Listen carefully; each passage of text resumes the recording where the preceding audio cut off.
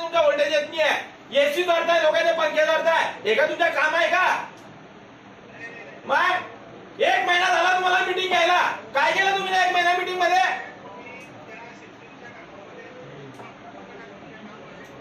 ते काम तुम्हाला करावं लागेल, कारण की तुम्ही एमएससीबीचे पैसे घेताय, ग्राहकांकडून तुम्ही विजेचे पैसे घेताय, ते काम आम्ही नगरपालिका करणार आहे का?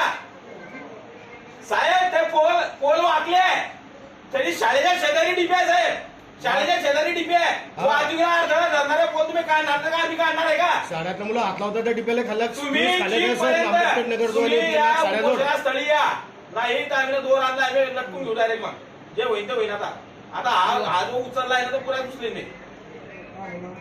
इलिगल आहे का साहेब ते पोल काढणे? इलिगल मान्य आहे का ते?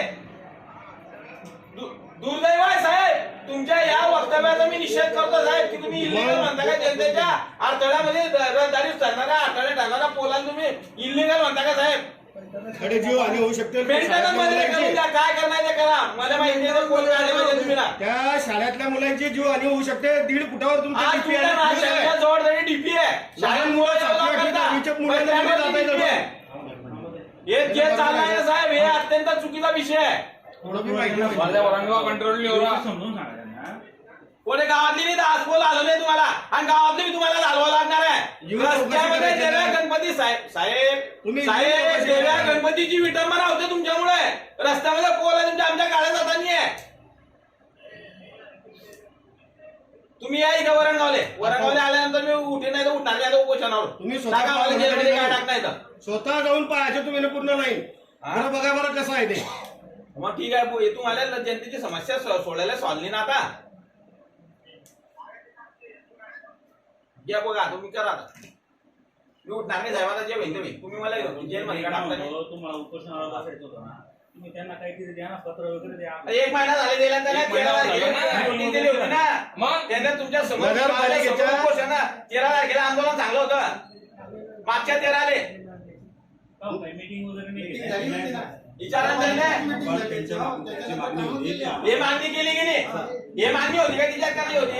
ऐका साहेब उत्तर द्या कुमारे साहेब, हे मागणी तिच्यात होती का? होती ना? तुम्ही लेखी दिलं होतं ना आपल्याला. नाही होती ना मागणी, शिफ्टिंगचं होते की नाही? ही मागणी तिच्यात होती ना? त्या मागणीवर माझ्या प्रश्नाचं उत्तर द्या. तुम्ही फाट्या बोलू नका. काय आले का तुम्ही ते? सर असे आपण मध्ये अंदाजपत्र दिल्यानंतर आपण वरच्या ऑफिसला पाठवलंय, नगरपालिकेला एक कॉपी दिली अंदाजपत्र दिलं. यांची जशी सर यांची जशी मागणी होती का बा ते आपल्याला म्हणजे अंडरग्राऊंड पाहिजे, त्याच्यानुसार सर अरे हे असंच वेळ मारून येत आहे साहेब, हे वेळ मारून येत आहे.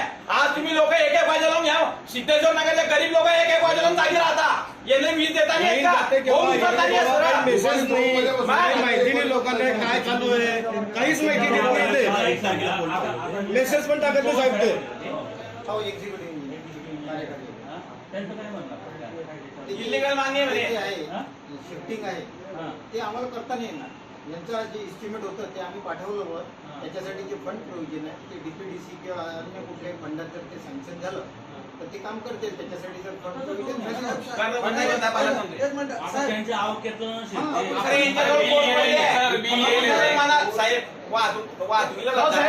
उत्पन्न कोण घेते? सर एकच समजा ते शिफ्टिंग मध्ये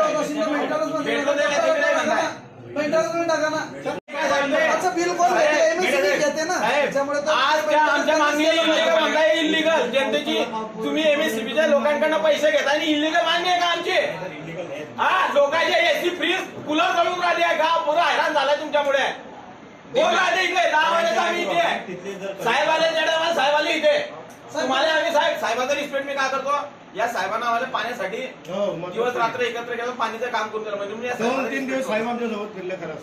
नाही तर साहेब काम करणार आंदोलनाची आलाय परत.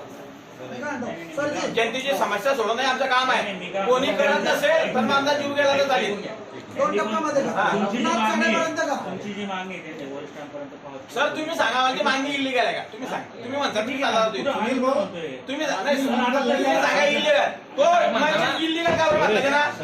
तुम्ही इलिगल मागणी म्हणतो डायरेक्ट. म्हणजे सर आमच्या याच्यात नियमात फंडिंग होत नाही त्या नियमात. सर आता उद्या जर कधी वारा उदाहरण आलं तुमच्या लेवलमध्ये बिल डीपी मागे सरकून देणार तुम्ही थोडीशी. म्हणजे ते काम करताना दुकानवाले आहे किंवा काही अडचणी आली हा, त्यांनी फक्त विरोध त्यांनी केला. अडचण त्यांच्या त्यांच्या दुकानासमोर पोल टाकले टाकू देणार नाही. हे एलटी पोल म्हणता पण एलटी पोल टाकताना ते नाही म्हणणार नाही ते वरच्या वर राहतात पेटी आपण वरती घेतली ते खाली लेवल मेंटेन सर म्हणजे काय हे काम करूनच घेणार नाही घे नाही पण काय झालं तुम्ही सकाळी 10 वाजल्यापासून या ठिकाणी बसला होता आता तुम्हाला काय नेमकं शब्द मिळाला आणि तुम्ही उठलाय नेमकं आता काय झालं इथे आपल्या शहराचे पोलीस उपनिरीक्षक आदरणीय अमित कुमार बागुल साहेब इथे आले. त्यांनी आम्हाला इथे सांगितलं की तुम्ही आता इथून नगरपालिकेत आला एमएससीबीचा जो विषय होता तिरंगा सर्कल ते भोगावती नदीच्या रहदारीस अडथळा ठरणारे पोल हे काढण्यात यावे, डीपी शिफ्टिंग करण्यात यावी. तर एमएससीबीचे पंचभूते साहेब आणि ते त्यांनी सांगितलं की आम्ही पोल हटवतोय. तर डीपीचा जो विषय आहे तो डीपी नगरपालिकेने करावी, परंतु आता मुख्याधिकारी महोदयांना इथे यायला वेळ नाहीये. त्याकरता आम्ही आता इथून उठून सर मुख्याधिकारी महोदयांना विचारतोय आणि तरी आज जर कधी प्रश्न जर कधी त्यांनी जर नाही सॉल्व्ह झाला तर माझ्यावर गुन्हे जरी दाखल झाले चालते. शेवटी गावाच्या जनतेला जे अडथळे निर्माण होत आहे, जे लाईन भेटत नाही आहे उच्च दाबानं ते भेटत नाही आहे, आणि मग काय फायदा हो? गुन्हे दाखल झालं चालते, उपोषणाला बसल्यात चालते. आता तिच्यामध्ये म्हणजे अत्यंत जनता त्रस्त झाली आहे आणि अधिकारी मस्त एकदम चांगल्या पद्धतीमध्ये मौज मजा करताय. एसी त्यांच्या गाड्या चालू आहे इथे, त्यांचे कूलर चालू आहे तिथे, लोक मरताय. 1-1 वाजेपर्यंत लाईन आहे लोकांना.